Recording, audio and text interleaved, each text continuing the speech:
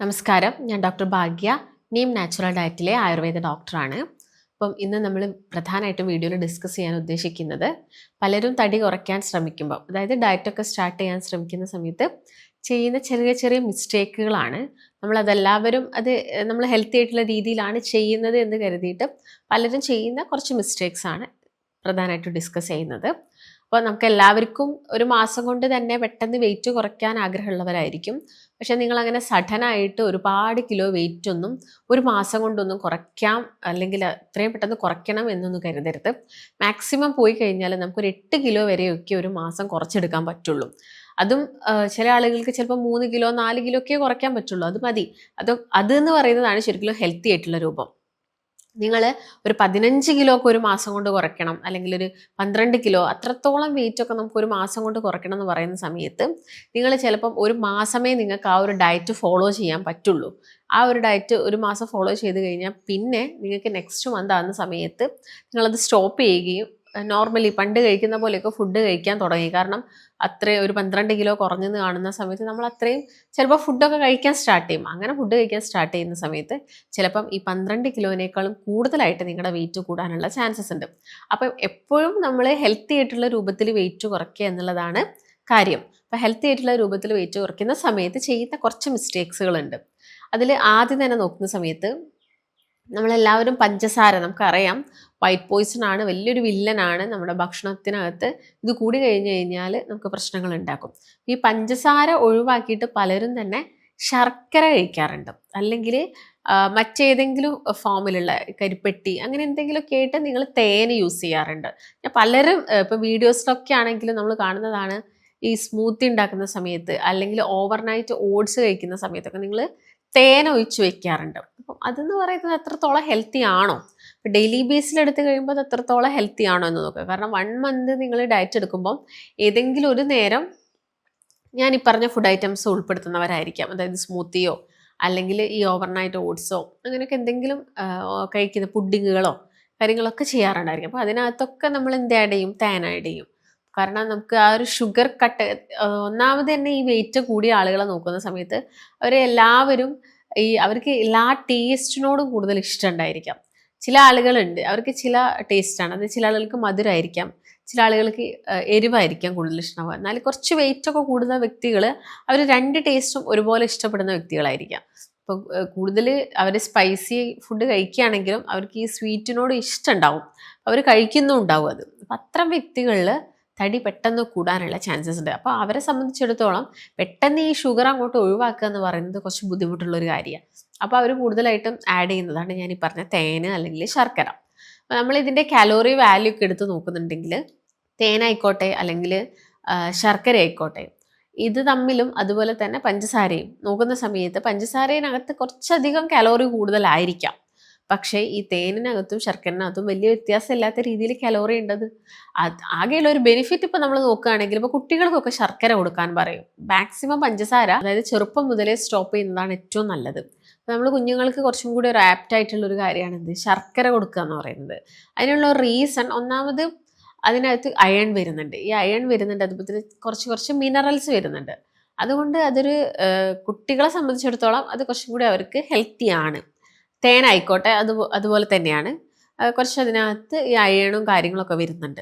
ഇപ്പം കുട്ടികൾക്കാണെങ്കിൽ ഇപ്പം മോഷൻ കംപ്ലയിൻസ് ഒക്കെ ഉണ്ടെങ്കിൽ ഈ ശർക്കര കൊടുത്തു കഴിഞ്ഞാൽ അത്യാവശ്യം ക്ലിയർ ആയിട്ട് അങ്ങോട്ട് പോവാറുണ്ട്. അതായത് മലബന്ധം പോലെയുള്ള പ്രശ്നങ്ങളുണ്ടെങ്കിൽ അത് ലൂസായിട്ട് പോകുന്നതിന് ഈ ശർക്കര ഹെൽപ്പ് ചെയ്യുന്നുണ്ട്. അപ്പോൾ നമുക്ക് കുഞ്ഞുങ്ങൾക്കുള്ള ഒരു ഓപ്ഷൻ എന്ന് പറയുമ്പോൾ ശർക്കര ഓക്കെയാണ്. കാരണം അവരെ പീരീഡ് എന്ന് പറയുന്നത് വളർന്നുകൊണ്ടിരിക്കുന്ന പീരീഡാണ്. പിന്നെ വലിയ രീതിയിലുള്ള ഒരു ഫാറ്റ് സ്റ്റോറിങ് കാര്യങ്ങളൊന്നും ചെറു പ്രായത്തിൽ വരില്ല. അല്ലാണ്ട് ഓവർ ഈറ്റിംഗ് ആവുന്ന സമയത്ത് വരും.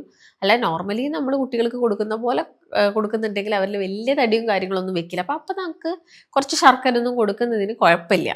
കുട്ടികളിൽ അത് ഓക്കെയാണ്. പക്ഷെ നമ്മൾ വലിയ ആളുകൾ ഈ ശർക്കര എന്ന് പറഞ്ഞൊരു ഓപ്ഷൻ, കാരണം ഇത് പറയാനുള്ള റീസൺ പല പേഷ്യൻസ് ക്ലിനിക്കിൽ എന്ന് പറയുന്ന ഒരു കാര്യമാണ്, ഡോക്ടറെ ഞാൻ പഞ്ചസാര കംപ്ലീറ്റ് ഒഴിവാക്കി ശർക്കര ഇട്ടിട്ടാണ് ചായ കുടിക്കുന്നത് എന്നുള്ളത്. അപ്പോൾ ശർക്കര ഇട്ടിട്ട് ഈ 2 ചായ എല്ലാ ദിവസവും കുടിക്കുന്നുണ്ടെങ്കിൽ വലിയ കാര്യമൊന്നുമില്ല. നിങ്ങളിപ്പോൾ പഞ്ചസാര ഒഴിവാക്കുന്നതിൽ വലിയ കാര്യമൊന്നുമില്ല. പിന്നെയും താരതമ്യേന കലോറി കുറവായിട്ടുള്ള ഒന്നാണ് സ്റ്റീവിയ എന്ന് പറയുന്നത്. സ്റ്റീവിയ ഇപ്പം നമുക്ക് എല്ലാവർക്കും അഫോർഡബിൾ ആണോ എന്ന് ചോദിച്ചു കഴിഞ്ഞാൽ നിങ്ങൾ ചെറിയ അളവിൽ മാത്രം യൂസ് ചെയ്തിട്ട് പഠിക്കാം. മധുരം കുറച്ചിട്ട് എപ്പോഴും കഴിക്കാൻ വേണ്ടിയിട്ട് ശ്രദ്ധിക്കാം. ഇതാണ് പ്രധാനമായിട്ടും നമ്മൾ ചെയ്യുന്ന ഒരു ഫസ്റ്റ് മിസ്റ്റേക്ക്. പഞ്ചസാര ഒഴിവാക്കി ശർക്കരയും അതുപോലെ തന്നെ ഹണിയും ആഡ് ചെയ്യുന്നത്. ഇപ്പോൾ ഉള്ളൊരു ഹണീനെ വെച്ച് നോക്കുന്ന സമയത്ത് ഒരുപാട് അഡൾട്രേഷനും കാര്യങ്ങളും വരുന്നത് കൊണ്ട് തന്നെ നമുക്കൊരു പ്യുവർ ഫോമിലല്ല അത് കിട്ടുന്നത്. അതും ഒരു ഡ്രോബാക്ക് ആണ്. അതുകൊണ്ട് ആ ഒരു ശീലം നിങ്ങൾ മാക്സിമം ഒഴിവാക്കുക. ഒന്നെങ്കിൽ പഞ്ചസാര, ഈ ശർക്കര ഐറ്റംസുകൾ കംപ്ലീറ്റ് ആയിട്ട് സ്റ്റോപ്പ് ചെയ്യാൻ വേണ്ടിയിട്ട് ശ്രദ്ധിക്കാം. പിന്നെ രണ്ടാമത്തെ ഒരു പ്രധാനപ്പെട്ട മിസ്റ്റേക്സ് രാത്രിത്തെ ഭക്ഷണത്തിനെ കുറിച്ചിട്ടാണ്. രാത്രി പലരും ഹെവി ആയിട്ട് കഴിക്കുക. ഇപ്പോൾ ഡയറ്റ് എടുക്കുന്ന ആളുകൾ രാവിലത്തെ ബ്രേക്ക്ഫാസ്റ്റ് സ്കിപ്പ് ചെയ്യുക, ഉച്ചയ്ക്ക് ഫുഡ് കഴിക്കുന്നില്ല, എന്നിട്ട് നേരെ പോയിട്ട് രാത്രി എന്ത് ചെയ്യും, നല്ല ഹെവി ആയിട്ട് ഫുഡ് കഴിക്കും. അതെന്ന് പറയുന്നത് വലിയൊരു മിസ്റ്റേക്കാണ്. ഈ രാത്രി ഹെവി ഫുഡ് കഴിച്ച് കിടന്നു കഴിഞ്ഞാൽ നമുക്ക് ഒരുപാട് ഡൈജസ്റ്റീവ് കംപ്ലയിൻറ്റ്സ് വരാനുള്ള ചാൻസസ് കൂടുതലുണ്ട്. അപ്പം ഇതും നിങ്ങൾക്ക് ഓവർ വെയ്റ്റിന് കാരണമാവും. രാത്രിത്തെ ഭക്ഷണം എപ്പോഴും ലഘുവായിട്ട് നമ്മളത് കേൾക്കുന്നൊരു കാര്യമാണ്.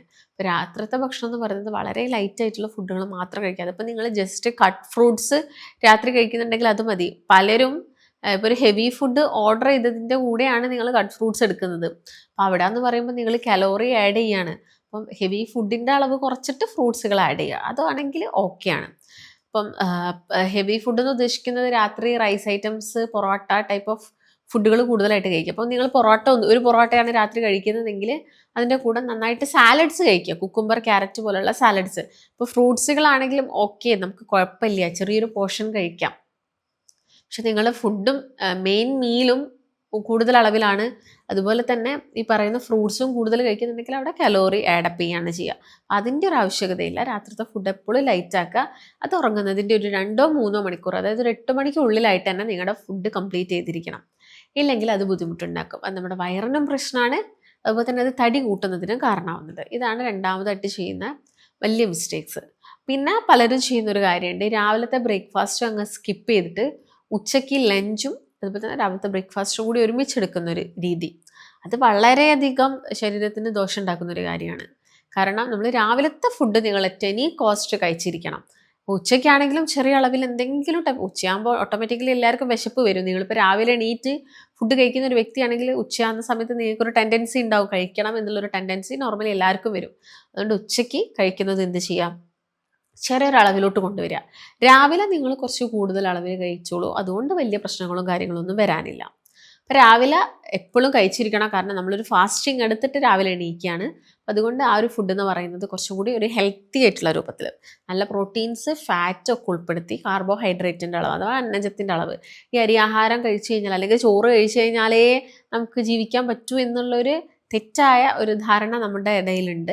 അതൊക്കെ ഒന്ന് മാറ്റി വെച്ചിട്ട് ബാക്കിയുള്ള ഫുഡ് ഐറ്റംസ് കൂടുതലായിട്ട് കഴിക്കാൻ വേണ്ടിയിട്ട് ശ്രദ്ധിക്കാം. പിന്നെ ഡയറ്റ് എടുക്കുന്ന സമയത്ത് പ്രധാനമായിട്ടും ചെയ്യുന്ന മിസ്റ്റേക്സുകൾ ഇതൊക്കെയാണ്. പിന്നെ എക്സസൈസും കൂടി ചെയ്യുക, അതാണ് ഇതിൻ്റെ കൂടെ നമുക്ക് നല്ല റിസൾട്ട് ഉണ്ടാവണമെങ്കിൽ ചെയ്യേണ്ട ഒരു കാര്യം. അപ്പോൾ നിങ്ങൾ ഈ മിസ്റ്റേക്കുകളൊക്കെ മാറ്റി വെച്ചിട്ട് ഒരു പ്രോപ്പറായിട്ടുള്ള ഡയറ്റ് എടുക്കാൻ ശ്രദ്ധിക്കുക. നിങ്ങൾ ഒരുപാട് കാലമായിട്ട് ഇങ്ങനെ ഡയറ്റ് എടുത്തിട്ട് വലിയ മാറ്റങ്ങളൊന്നും ഇല്ലാത്ത വ്യക്തികളാണെങ്കിൽ നിങ്ങൾക്ക് കോൺടാക്റ്റ് ചെയ്യാവുന്നതാണ്. നമ്മൾ 1 മന്ത് കൊണ്ട് തന്നെ നമുക്ക് വെയിറ്റ് കുറച്ചെടുക്കാൻ സാധിക്കും. അപ്പോൾ താഴെ കാണുന്ന നമ്പറിൽ കോൺടാക്റ്റ് ചെയ്യുക. നമുക്ക് മറ്റൊരു നല്ല ഹെൽത്ത് ടോപ്പിക്കുമായിട്ട് വീണ്ടും കാണാം.